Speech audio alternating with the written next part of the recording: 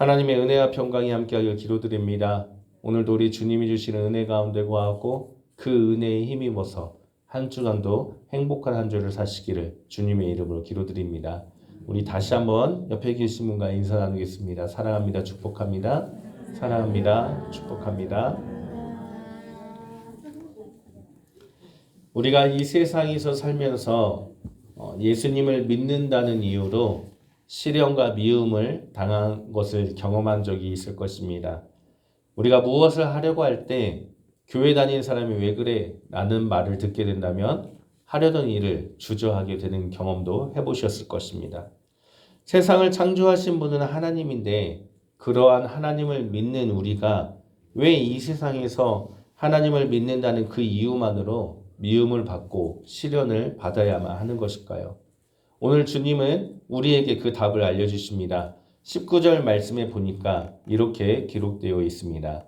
너희가 세상에 속하였으면 세상이 자기의 것을 사랑할 것이나 너희는 세상에 속한 자가 아니요 도리어 내가 너희를 세상에서 택하였기 때문에 세상이 너희를 미워하느니라. 아멘.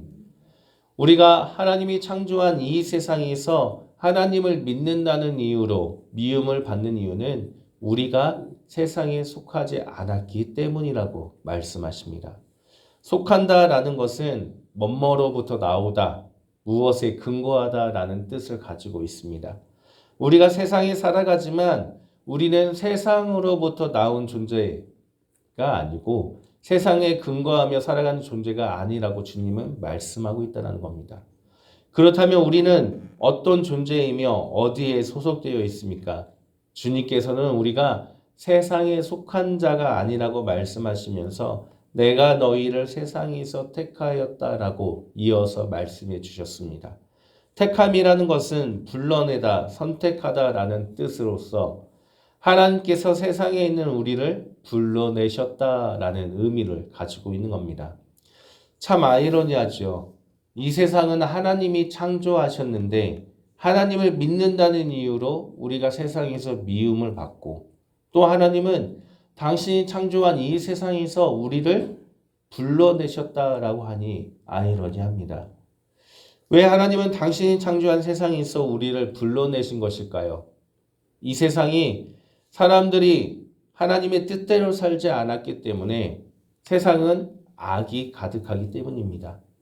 우리가 세상에 속하였으면 세상이 자기의 것을 사랑할 것이나 라고 말씀하고 있습니다.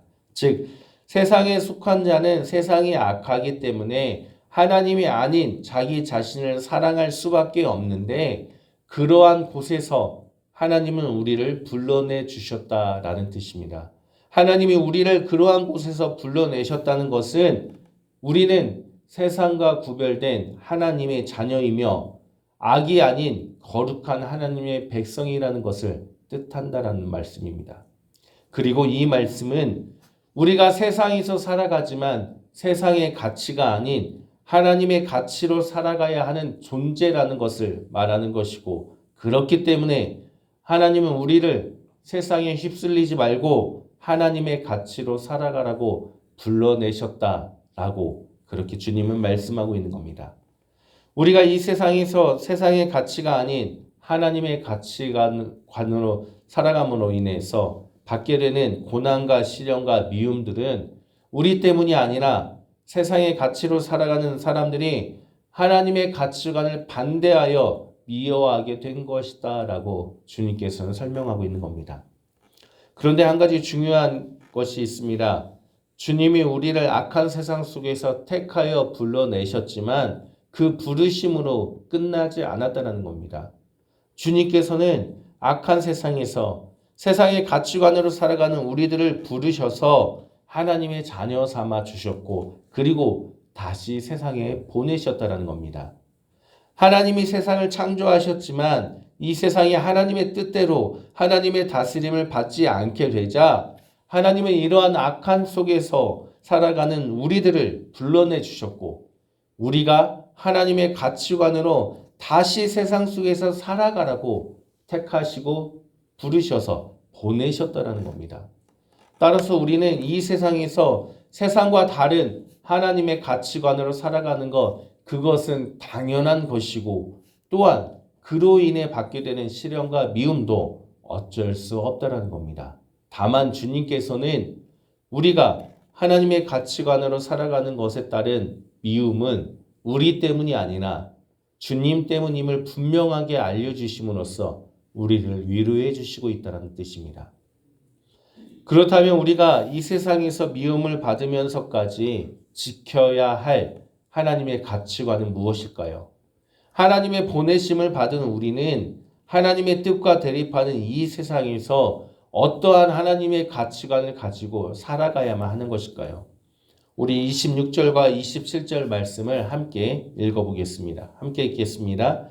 내가 아버지께로부터 너희에게 보낼 보혜사 곧 아버지께로부터 나오시는 진리의 성령이 오실 때에 그가 나를 증언하실 것이요 너희도 처음부터 나와 함께 있었으므로 증언하느니라. 아멘. 주님은 우리에게 예수 그리스도를 증언하라라고 말씀하십니다. 예수님이 어떤 분이십니까? 예수님은 진리이십니다. 세상이 아무리 변해도 변하지 않는 것, 그것을 바로 진리라고 말하며 바로 그 진리가 예수님이십니다. 이 세상이 아무리 하나님의 가치와 대립되어 살아가지만 그러나 진리이신 예수님은 변하지 않기 때문에 오직 진리이신 예수님을 우리는 증언하며 이 세상 속에서 살아가야 한다라고 주님께서는 알려주고 계십니다. 진리이신 예수님을 증언한다라는 것은 우리가 예수님을 선포함으로써 예수님을 믿으라고 전도하는 것, 그런 것도 있지만 예수님께서 이 땅에 오셔서 보여주시고 말씀하신 예수님의 그 삶이 맞다라는 것을 우리가 삶으로써 보여줌으로 증언하는 방법도 있습니다. 결국 우리는 이 땅에서 하나님을 믿음으로 인해 미움을 받으며 살아가지만 그럼에도 우리는 하나님의 가치관대로 예수 그리스도께서 보여주신 그 삶을 이 세상에서 살아감으로써 진리이신 예수님을 증언해야 한다라는 뜻입니다. 참 어렵지요. 세상과 다른 삶, 세상이 인정하지 않는 삶, 세상이 외면하고 심지어 미워하며 손가락질하는 삶. 그러나 그 삶이 하나님께 속한 하나님의 가치관의 삶이라면 그 삶이 예수 그리스도께서 보여주신 삶이라면 우리는 그 삶을 살아감으로 주님을 증언해야 하는 것입니다. 그것이 주님께 택하심을 받아 다시 세상에 보내심을 받은 우리들이 살아가야 할 삶이라고 주님께서는 오늘 우리에게 말씀하십니다. 세상에서 미움받으며 손가락질 받고 소외당한 삶 참 어렵습니다. 그렇게 살다 보면 때로는 지칠 때도 있고 차라리 예수님을 믿지 않고 편하게 살고 싶다는 생각도 드는 것이 사실입니다.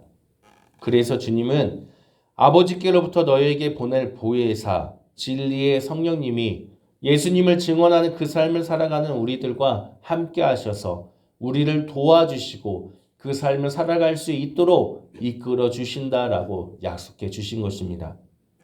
사랑하는 성도님들, 우리는 어디에 속한 사람입니까? 세상에 속한 사람입니까? 아니면 하나님께 속한 사람입니까?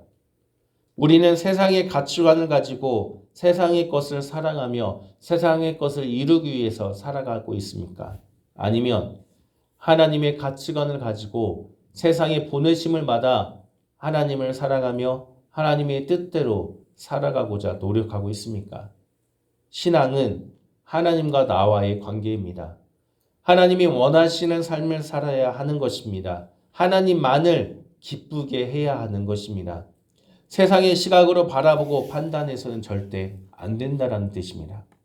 내가 바라는 것, 내가 원하는 것, 내가 편한 것, 나의 입장에서의 판단이 아니라 하나님의 입장에서 하나님이 원하시는 것이 무엇인지를 선택하고 살아가는 것이 신앙입니다. 하나님이 최우선순위가 되는 것, 그 어떠한 상황 속에서도 내가 하나님의 것을 먼저 판단하여서 행하는 것, 그것이 하나님의 가치관을 가지고 이 세상에서 살아가는 하나님께 택함받은 백성들의 삶이라는 뜻입니다. 우리와 함께 하시는 성령님과 함께 오직 하나님께 택함을 받아서 주님이 주신 그 사명을 감당하며 살아가는 하나님께 속한 성도님들 되시기를 주님의 이름으로 간절히 축원합니다. 함께 기도드립니다. 하나님, 우리가 이 세상에서 살아가지만 세상과 똑같이 살아가는 것이 아니라 주님께 택함받아 하나님의 가치관으로 살아가는 주님의 자녀답게 살아갈 수 있도록 우리와 함께 하시고 우리를 인도하여 주옵소서. 오직 이 세상에서 진리이신 예수 그리스도를 증언하는 삶을 살아갈 수 있도록 주님 우리를 이끌어 주옵소서. 우리를 구원하신 예수 그리스도의 이름으로 기도드립니다.